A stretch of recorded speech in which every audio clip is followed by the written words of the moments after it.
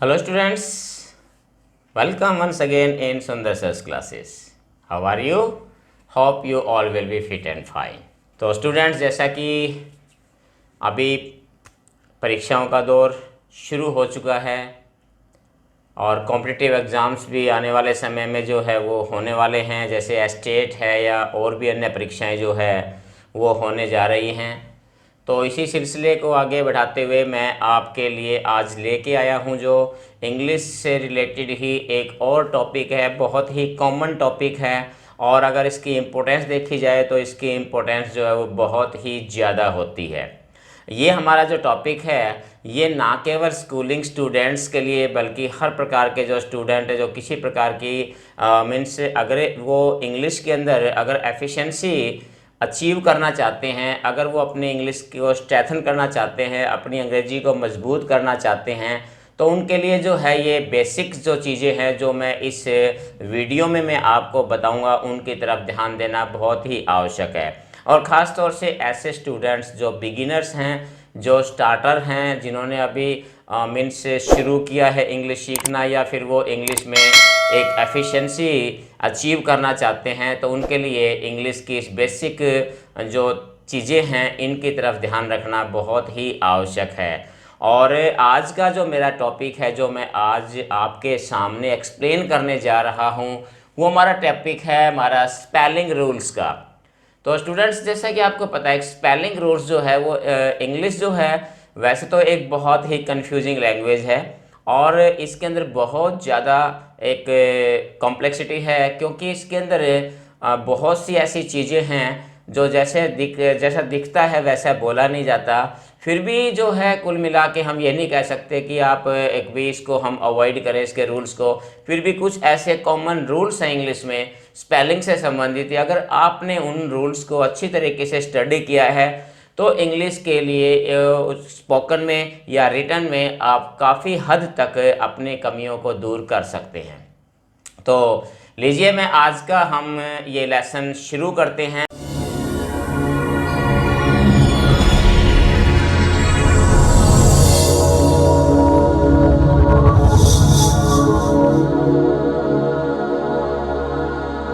तो स्टूडेंट हमारा पहला रूल जो हम जिसके बारे में चर्चा कर रहे हैं वो हमारा वाई से रिलेटेड है कि अगर किसी भी वर्ड के लास्ट में अगर आपका वाई आता है तो अगर हम इसके बाद अगर इसको चेंज करते हैं हम और इसके साथ कोई सफिक्स वगैरह अगर हम लगाते हैं तो वाई जो है हमारा वो आई में चेंज हो जाता है।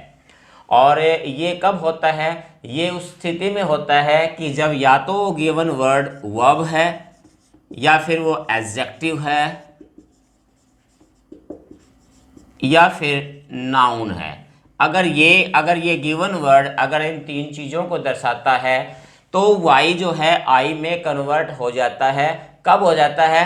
If Y is followed by consonant, कि अगर वाई से पहले कोई कंसोनेंट आता है तो वाई जो है वो आई में बदल जाता है। तो इसके कुछ उदाहरण देखिए अगर हम लेते हैं जिस लाइक क्राई, तो क्राई के साथ अगर हम देखें तो क्या बन जाता है हमारा क्राइड। ये क्या है हमारी? ये वर्ब है, वर्ब की सेकंड और थर्ड फॉर्म है। इसी प्रकार से फ्राई का भी क्या हो जाता है हमारे पास फ्राइड हो जाता है। ये भी हमारे पास एक वर्ब भी है और ये एडजेक्टिव का काम भी, फ्राइड जो है वर्ब भी है और ये एडजेक्टिव का काम भी करता है, एडजेक्टिव भी है। इसी प्रकार से ड्राई, तो ये भी हमारे पास क्या है ड्राइड, मीन्स ड्राइड भी दोनों प्रकार के, ये वर्ब भी है आपका और इसके अलावा ये एडजेक्टिव भी यूज़ किया जा सकता है। तो वर्ड्स जो है इंग्लिश में ये खास बात होती है कि एक वर्ड जो है वो एक से ज़्यादा भी प्रकार के इससे पार्ट ऑफ स्पीच के रूप में यूज़ किया जा सकता है। इसी प्रकार जैसे लाइक सिटी है हमारे पास, तो यहाँ भी आप देखेंगे सिटीज़, तो ये हमारे पास क्या है नाउन है हमारे पास ये। तो उसी प्रकार जैसे कंट्री है तो इसको भी आप ये कर सकते हैं कंट्रीज़। वाई हर बेग आप देखोगे कि यहाँ जो है वाई है और वाई से पहले अगर आप देखोगे तो हर एक के बाद क्या हमारे पास ये कंसोनेंट जो है वो यूज़ किया जा रहा है। कैरी का भी आप कैरीड कर सकते हैं, तो कैरीड भी जो है ये वर्ब और एडजेक्टिव दोनों के रूप में प्रयोग किया जा सकता है। तो ये हमारा पहला रूल आता है इसमें कि अगर y और y से पहले अगर हमारे पास कोई कॉन्सोनेंट आता है तो y जो है वो I में कन्वर्ट हो जाता है। और ये सिर्फ ध्यान रखना है कि ये चीज़ होता है किसमें है कि जब गिवन वर्ड या तो वर्ब या एडजेक्टिव या फिर नाउन का रूप में प्रयोग किया जा रहा हो। इसमें कुछ एक्सेप्शन है, वो क्या है? अब इसमें देखिए, अगर y से पहले वोवल अगर आता है तो फिर आपने y को I में कन्वर्ट नहीं करना, केवल उसके बाद जो वर्ड लगता है उसी का जो है हम आगे लिखते हैं। एग्जाम्पल के तौर पे जैसे हमारे पास बॉय है तो क्या बन जाएगा बॉयज, इसी प्रकार से प्रे है तो क्या बन जाएगा प्रेयर या प्रेज, इसी प्रकार से ग्रे है तो क्या बन जाएगा ये ग्रेयर या ग्रेएस्ट। तो अब यहाँ देखिए, यहाँ हमारे पास जो भी y था हमने y को कन्वर्ट नहीं किया, एज इट इज रख दिया। क्यों? क्योंकि y से पहले हमारे पास क्या था, ये एक वॉवेल था, इसलिए हमने इसको कन्वर्ट नहीं किया। बट इसमें ध्यान रखिए, क्योंकि इंग्लिश में हर रूल के बाद एक्सेप्शन है, तो इसके अंदर भी जो एक्सेप्शन है वो क्या है, तो देखिए जैसे ये वर्ड्स है, यहाँ वर्ड भी हमारे पास क्या है पे, यहाँ भी y से पहले कौन सॉरी वॉवल है, यहाँ पर भी y से पहले वॉवल है, यहाँ पर भी वॉवल है। बट अगर हम इनको चेंज करते तो अब यह देखिए यहाँ पर हमारे पास क्या बन जाता है पेट, तो यहाँ y को हमने I में कन्वर्ट कर दिया। ठीक उसी प्रकार से के अंदर भी क्या सेट हो जाता है, यहाँ पर भी हमने कन्वर्ट कर दिया।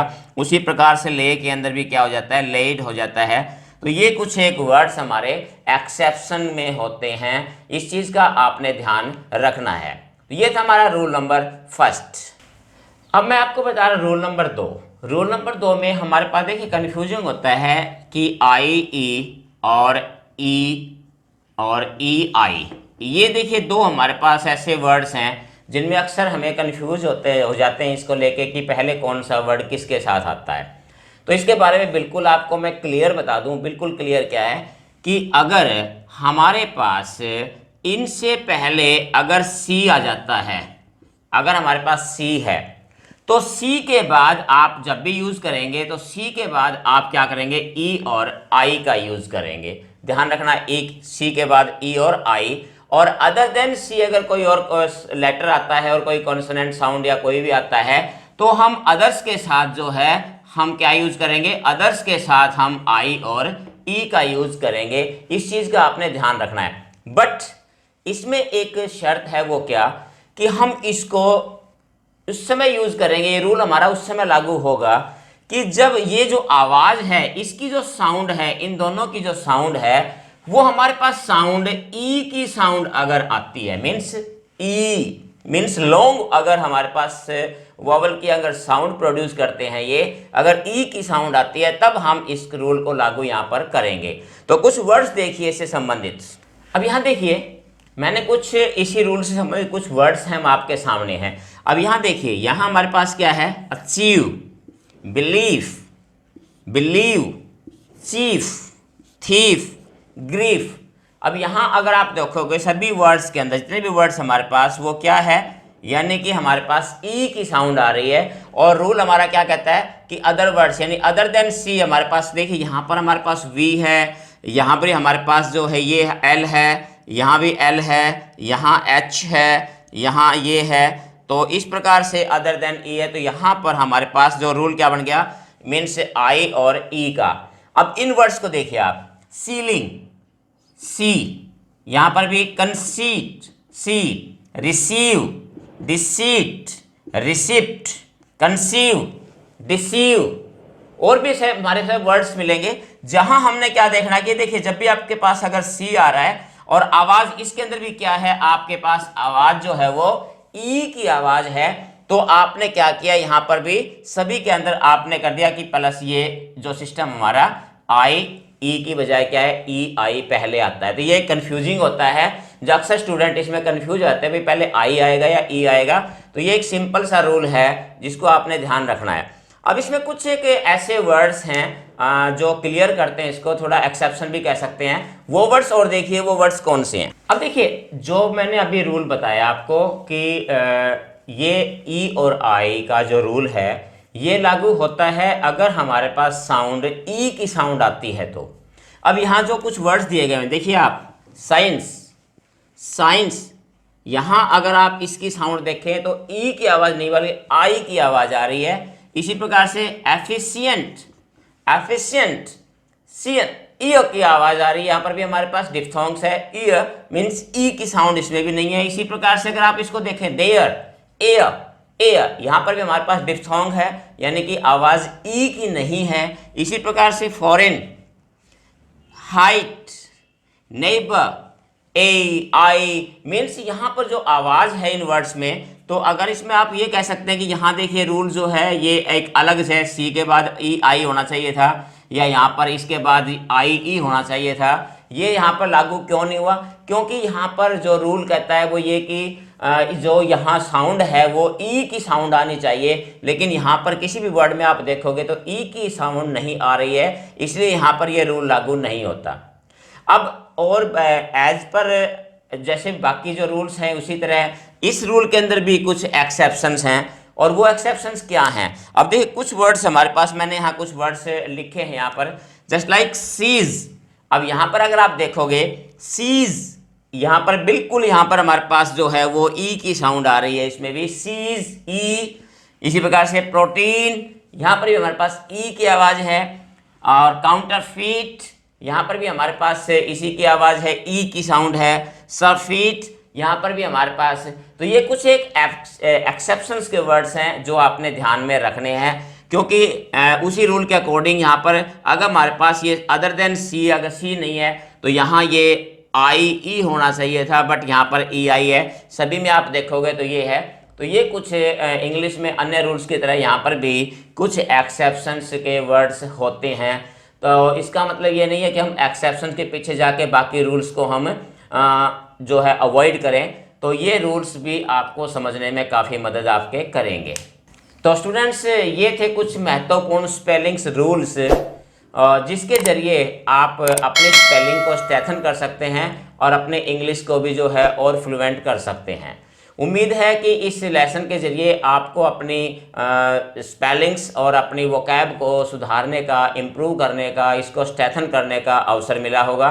और अगर आप इन रूल्स को फॉलो करते हैं तो काफ़ी हद तक आप अपनी इंग्लिश को जो है, बेसिक्स जो है आपके इंग्लिश के, आप उसको मजबूत कर सकते हैं।